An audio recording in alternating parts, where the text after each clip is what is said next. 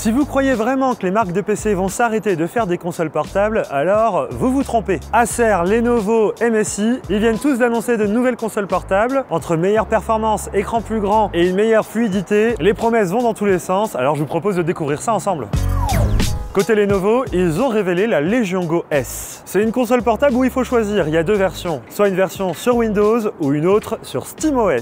C'est d'ailleurs la première console d'un constructeur tiers à fonctionner sur SteamOS, et ça c'est une petite révolution en soi. Elle propose un écran Full HD de 8 pouces en LCD avec un taux de rafraîchissement qui peut monter à 120 Hz. Niveau processeur, elle est équipée d'un AMD Ryzen Z1 couplé à une mémoire vive de 16 Go. Alors faut savoir que la batterie est plus grosse que sur les précédents modèles, mais l'utilisation d'un processeur plus puissant et d'un écran 120 Hz, ça peut totalement faire dégringoler l'autonomie. Donc peut-être qu'au final, même avec une meilleure batterie, on se retrouverait avec la même autonomie que sur la précédente console. Donc entre environ 45 minutes et 1h30 de jeu selon le type de jeu auquel vous jouez. Pareil, moi je mets toujours un petit bémol sur les écrans 120 Hz. Sur des consoles comme celle-ci, on peut toujours se poser la question de la pertinence, puisque faire tourner des jeux à 120 Hz si vous jouez sur PC, vous savez que ça demande beaucoup de ressources. On a là un processeur assez puissant, mais les jeux sont de plus en plus gourmands. Donc est-ce que ça fonctionnera sans compromis?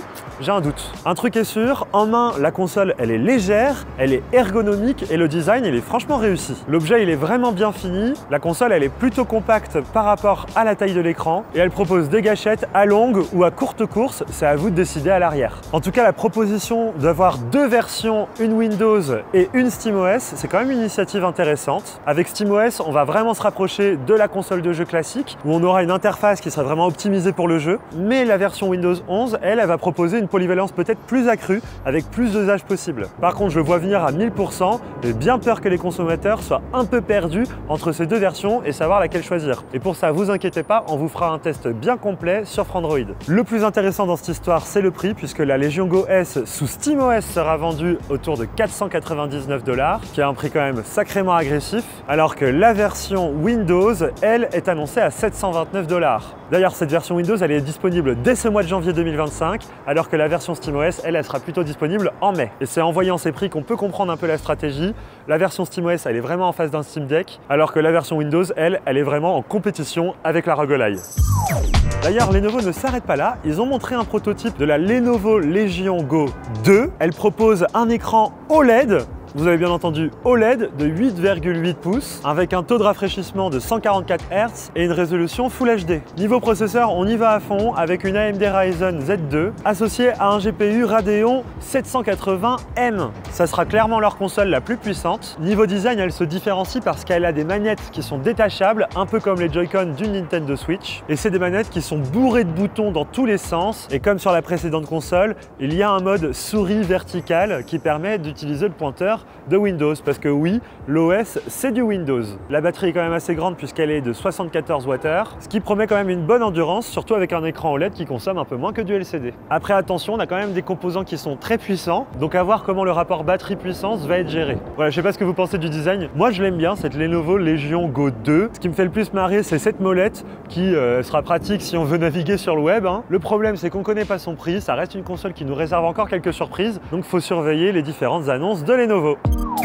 Côté Acer, ils ont fait le pari de voir les choses en grand avec la Nitro Blaze 11. Et quand je dis en grand, je parle d'un grand écran de 10,95 pouces. Vous avez bien entendu, un écran presque aussi grand que celui d'un iPad. L'écran, c'est un écran Quad HD 144 Hz. On est sur un processeur AMD Ryzen 7 8840 HS. Et là où je me pose le plus de questions, c'est sur l'autonomie. Acer a annoncé que la console avait une batterie de 55 Wh. C'est une moyenne bonne nouvelle parce que vu les performances de l'écran et de la puce, ça risque de pomper. Après là sur le coup, avec la prise en main, j'ai pas eu l'occasion de tester l'autonomie. La console, elle est impressionnante. Elle est aussi impressionnante par son poids puisqu'elle dépasse le kilo. Donc là, est-ce qu'on peut encore parler vraiment d'une console portable?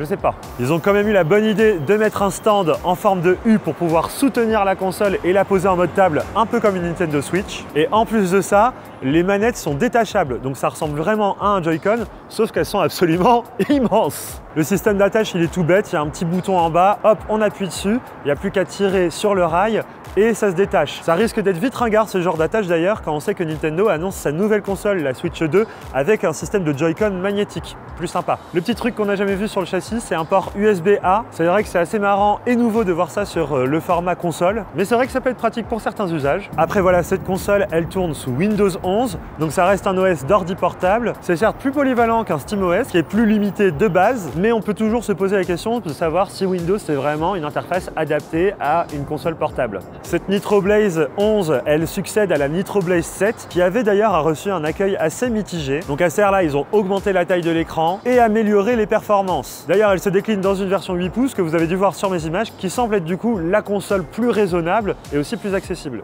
Par contre, la version 8 pouces, elle ressemble à une console portable plus classique, c'est pour ça que j'en ai moins parlé. Les manettes ne se détachent pas et les connectiques sont un peu plus réduites. Par contre, elle a exactement la même configuration et la même batterie.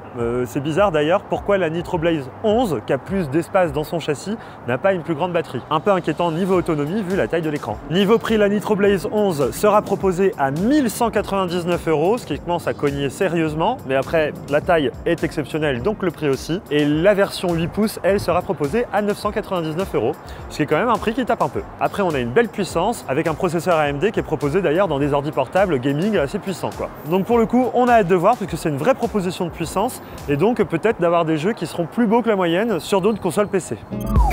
MSI a également mis à jour sa gamme avec la Klo 8 AI+.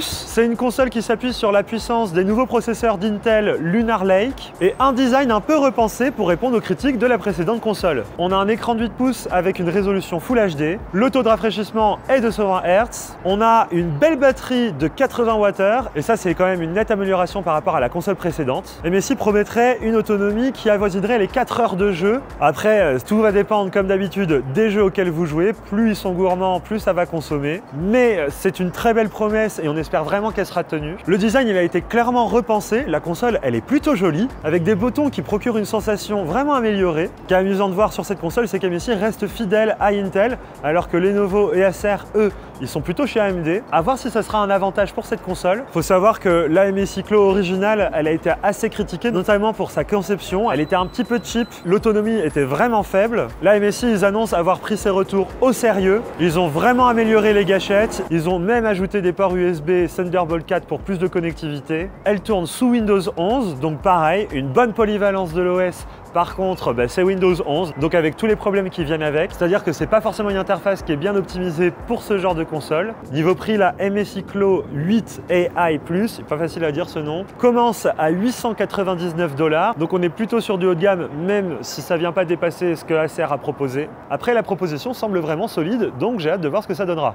Bon, ce qui est sûr, c'est que toutes ces consoles, elles incarnent vraiment un renouveau des consoles portables PC. On voit vraiment qu'elles essayent d'allier performance, confort, mais aussi polyvalence. Après, on peut se poser la question du côté portable quand la console dépasse le kilo. Il y a vraiment parfois cet aspect course au spectaculaire dans la création de ces consoles. Et c'est là que parfois on peut perdre un peu le consommateur avec les vrais besoins qu'on pourrait avoir. Entre les produits plutôt flexibles de Lenovo, les consoles bien puissantes de Acer et la solution un peu repensée et rééquilibrée d'MSI, on a quand même des consoles qui s'annoncent assez intéressantes. Et donc je vous propose de rester connecté sur Frandroid puisqu'on va faire des tests tout au long de l'année sur ces produits.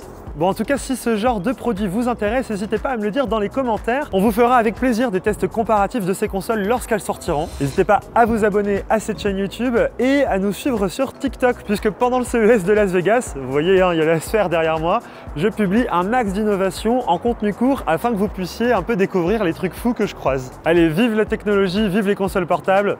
Ciao!